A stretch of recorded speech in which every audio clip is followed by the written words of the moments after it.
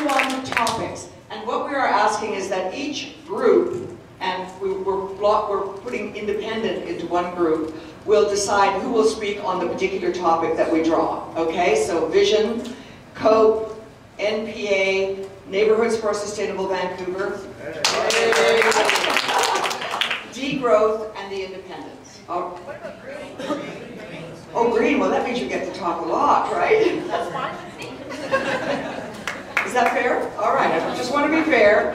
That's what you all want too, right? You want it to be fair. All right, so we're going to draw the topics out of a hat. You have 2 minutes now. Whoa, okay. All right, as a councillor, you will be setting the city budget. Do you favor raising taxes or cutting expenditures in order to balance the budget? Oh, you know what I'm going to say while people are getting organized here? I want to thank the Iranian-Canadian Association, the Civic Association of Iranian Canadians. You can see how good I am with titles, right? Thank them very much for being here. Let's get on. Let's hear from the candidates a little bit more. Well, there's 2 ways you can do this. If you raise the taxes, you get a lot of people mad at you. If you cut the budget, a lot of other people will be suffering for the budget being cut. When I learned in business, you don't have to do either one. The budget, with your number of goods you're selling to the general public, the prices are included.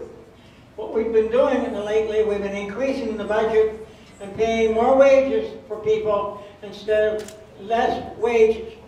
We don't have to pay them any more money. They're making $60,000 a year. Forget it. It's the homeowners and the small people paying the load, the shipload. It's the small businesses that pay the high taxes. We don't need to pay that anymore. And keep the taxes exactly where they are. Don't increase them anymore. It's enough is enough. Thank you. Thank you, R.H. That was a passionate response. Ellen, are you going to speak for COPE? COPE, a party with a 40-year history. So COPE thinks that we should stop the NPA tax shift from business to residential. So 1% tax shift from business equals 2% on to the tax bill, or we cut $10 million in spending. So it's about $50 million over the last few years that have been cut from spending. So let's just stop the tax shift and we'd have that extra $10 million. And the city only gets 8 cents on the tax dollar. We need to get more money from the province and the federal governments instead of all the downloading they're doing onto municipalities. From COPE, thank you. Thank you, Ellen. Vision, do you have a choice? Jeff Meggs, City Councillor. Well, the short answer is yes. You have to balance the budget, so you try to protect public services, which we did. And when we had a $50 million drop in revenue because of the recession in 2008, we streamlined services in such a way that we were able to save about $50 million without any bargaining unit layoffs or cuts in services. So that's how we go about it, and if there's a tax increase necessary, then we will do that to protect services. The position of Vision in terms of the tax shift is that it was a 5-year agreed shift, and there's 1 more year left in it. We don't favor continuing it after that. We want to see a review at that stage. That caused a freeze for small business, which caused a larger increase, as others have said, for property owners. And there's 1 more year in the 5-year program. So when it's done, we say that's enough of that. Jeff Meggs, for Vision. Thanks, Jeff. Okay, Adrian, would you like to speak to this from the Green Party? Sure. You know, the first thing I would like to say is that I have a real problem with the way in which North America, we are now approaching taxes as if they are absolutely bad. I think we deserve as taxpayers to have services that are in line and make us feel that we're getting value for our money and the taxes we pay. I have to admire the countries in Northern Europe, like Sweden, that pay about 5% more taxes, but they don't have any homelessness, they don't have poverty, they have a 2-year program of paid parental leave, they have universal childcare, they have free post-secondary education. I want that for here. So I think we need to rethink that. In terms of the business taxes and the residential taxes, I'm a very strong supporter of a local economy in which we allow our small independent businesses to thrive. And I've sat down and talked with them, and they are getting unfairly taxed for the services they get. So I don't support changing the SHIP program from what it is now. I think we need to think about our neighborhoods and those core businesses in them. I really believe we need to raise revenues in new and different ways.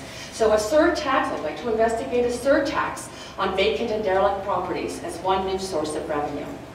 I think we should also look at, and in fact I launched this week a petition with Elizabeth May, federal Green Party MP, a petition that would reinstate a tax advantage to investors to build, maintain, and upgrade rental apartment buildings, which would be a new source of revenue as well. I think we need a lot more services at the city level. I think we need to invest more in the kind of infrastructure in terms of completing the kinds of bike systems, pedestrian routes, increased transit, affordable housing, the community centers that really are at the core of our communities. So I'd like us all to rethink how we pay for those and make sure that we don't shortchange ourselves and our services.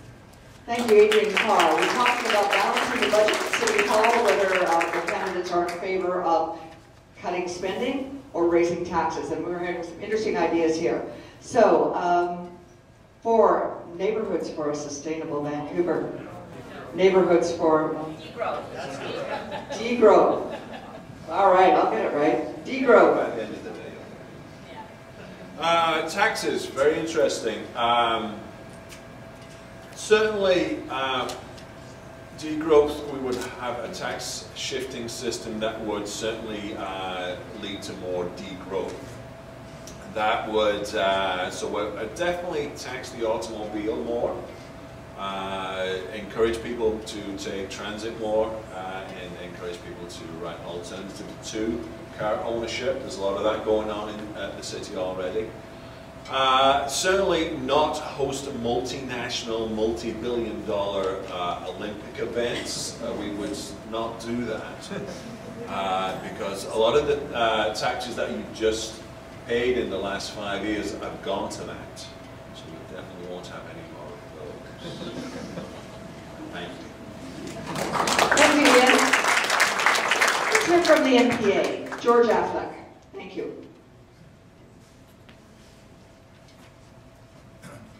Well, I'm a small business owner, so money is kind of something I'm very familiar with. I think we shouldn't spend more than we have. The NPA has announced a policy that we wouldn't increase taxes above the rate of inflation.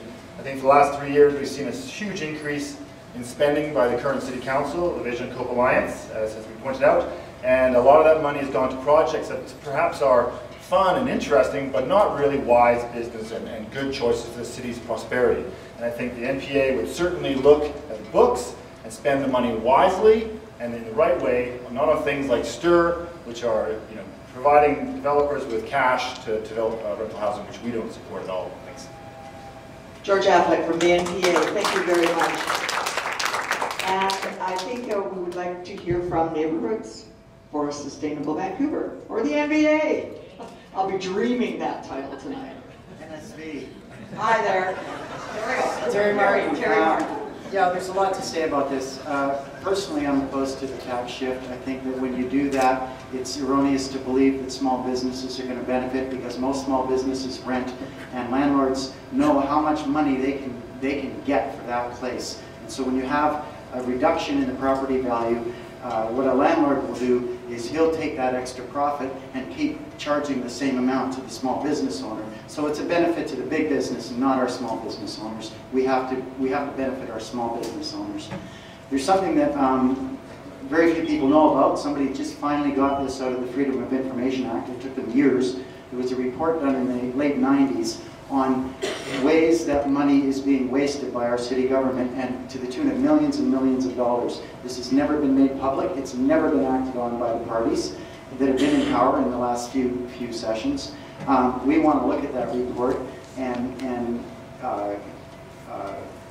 enact some of the recommendations of it to save money.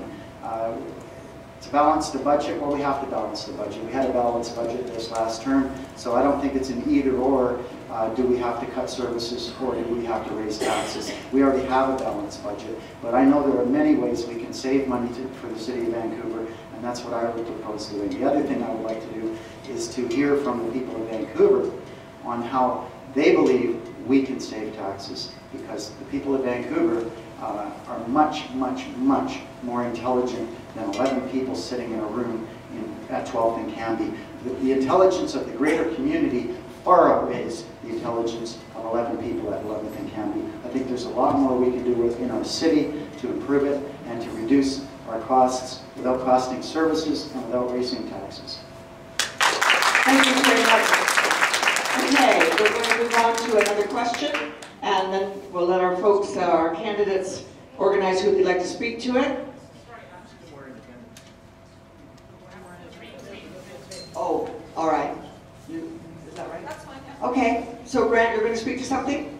To this issue? Thank you for reminding me. Yeah, I agree that the city needs to be fiscally responsible, and currently it's not a problem. The question is, what do we do if? And I'm in favor of reducing that wealth gap.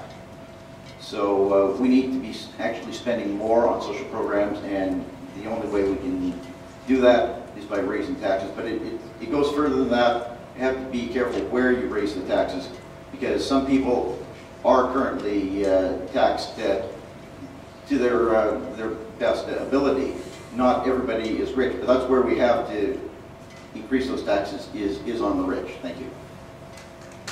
Okay, thank you, Grant.